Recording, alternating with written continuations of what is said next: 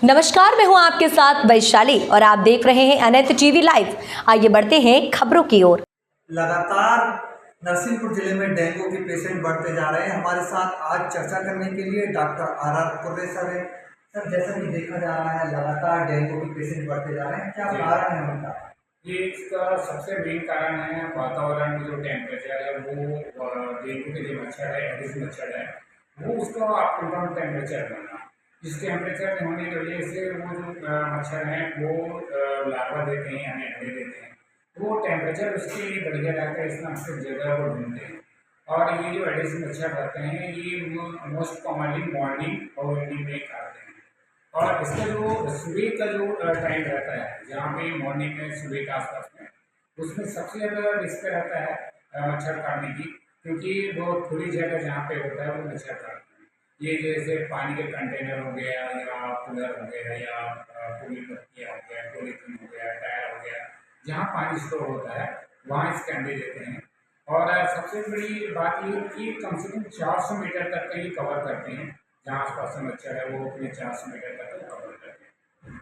Sir, जैसा कि देखा गया है पेशेंट को डेंगू हो जाता है तो प्लेटें एकदम से गिरने लगती हैं। हाँ, ये डेंगू में जो सबसे जो डेंजर चीज़ है वो सेप्टिक शॉक डेंगू है।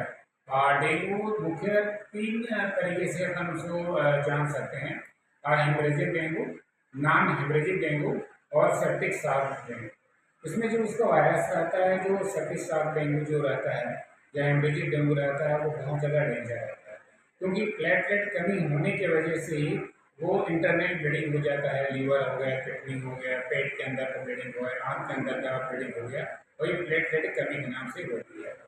अगर हम सामान्य रूप से देखा जाए तो प्लेटलेट हमारे जो शरीर में जो रहता है 150 यानी 150 लेकर के 450 माइक्रोलीटर रहती है हमारे शरीर में। और चूंकि जो डेंगू का जो मच्छर रहता है और डेंगू का जो वायरस रहती है, डेंगू को वायरस की वजह से जो प्लेटलेट जो रहती है वो कम होने का मुख्य कारण है। जो डेंगू के वायरस से एंटीबॉडीज जो रहती है, एंटीबॉडीज बनने से वायरस जो है हमारे डेंगू के जो प्लेटलेट को उसको डिस्ट्रॉय कर देता है, और ये डिस्ट्रॉय करने की वजह से प्लेटलेट कम हो जाती है, और इसको हम हमारी भाषा में थ्रोम्बोसाइटोपेनिया बोलते हैं। मुख्य कारण अगर 1 लाख तक का आता है तो उतना डेंजर नहीं रहता है। और यदि किसी भी पेशेंट को 20,000 के आसपास से नीचे रहता है तो काफ़ी रिस्क फॉर्म में रहता है। 20,000 से 40,000 के बीच में मॉडरेट यानी माइल्ड रहता है, और जो 40,000 के ऊपर माइल्ड रहता है, लेकिन 20,000 से 40,000 के बीच में मॉडरेट ही रहता है। और अगर 1 लाख से ऊपर है तो उतना रिस्क नहीं रहता।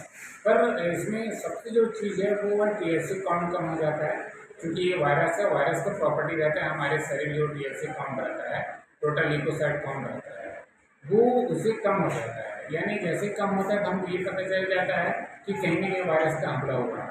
और आप जैसे जाने सभी जानते हैं जो 8वीं क्लास में पढ़े हैं कि हमारे शरीर में किसी प्रकार का वायरस या बैक्टीरिया के हमला होने से WBC है, जिसको हम श्वेत रुधिर कणिकाएं बोलते हैं, एक सुरक्षा सिपाही काम करता है।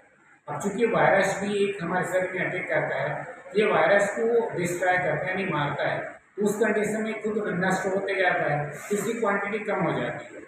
जैसे इसकी क्वांटिटी कम हो जाती है तो इम्यून सिस्टम हमारा डाउन हो जाता है। साथ में एंटीबॉडीज बनाता है, ये इसका जो वायरस रहता है डेंगू वायरस, उससे हमारा जो प्लेटलेट है वो डिस्ट्रॉय होने लगता है, वो कम होने लगता है। क्योंकि प्लेटलेट और WBC दोनों हमारे बोन मेरो यानी हड्डी के अंदर बोन मेरो होता है, वहाँ से उत्पादन होती है, और वो नॉर्मल रेंज उत्पादन होती है, लेकिन उसका एंटीबॉडीज बन जाता है, टॉक्सिन बन जाता है वायरस का, तो ऑलरेडी कम होते चले जाता है। सर, इसके प्रिपरेशन क्या है, बचाव क्या है डेंगू देखो किस हिसाब से रोका जा डेंगू, सकता जी जी है? जी, डेंगू का सबसे मेन जो चीज़ है, हमें ऐसा कोई वैक्सीन नहीं है कि हम वैक्सीन लगा दें और उसको बचाव कर सकें। इसका जो हमारा जो बचाव का एक ही जो तरीका है, हमें स्वयं मच्छरों से बचाव करना चाहिए। जैसे पॉलीथीन का कपड़ा पहनना चाहिए, सोते समय मच्छरदानी का उपयोग करना चाहिए, घर के आसपास में जहाँ भी पानी इकट्ठा हो रहा हो उसको पहले खाली करा दें। जैसे कूलर का पानी हो गया, या आपका आसपास कोई कंटेनर में पानी हो गया, या पौधे वगैरह में जो पानी हो, गमले में जो पानी हो गया।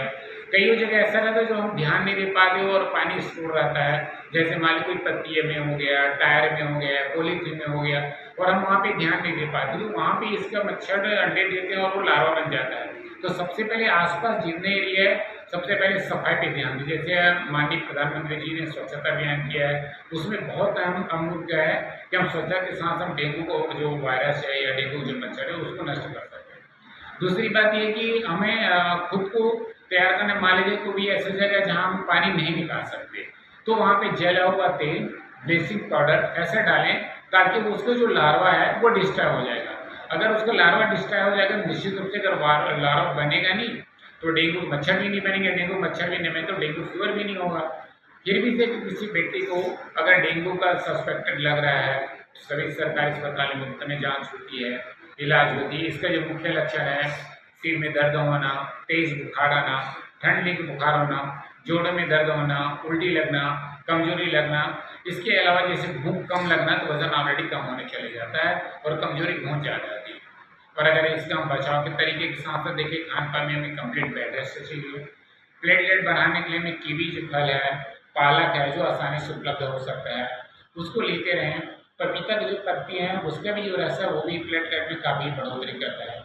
और सबसे बड़ी बात है, हमें किसी प्रकार का जैसे हाइपरटेंशन वाले पेशेंट है या कोई ऐसे पेशेंट है जो खून पतला करने वाली दवा लेते हैं, जैसे इकोस्प्रिन हो गया, क्लोपेट्रेग्रिल हो गया, ये प्लेटलेट को कम करने यानी पतला करने की दवा लेते हैं।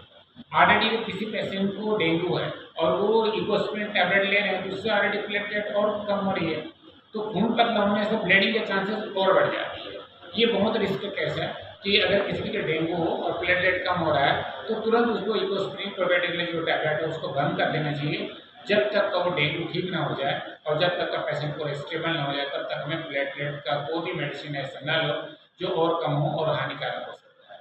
फिर भी इसी एहतियात के तौर पे हमें सही समय पे डॉक्टर को दिखाना चाहिए। फिलहाल के लिए इस खबर में इतना ही। बने रहे अनंत टीवी लाइव के साथ। नमस्कार।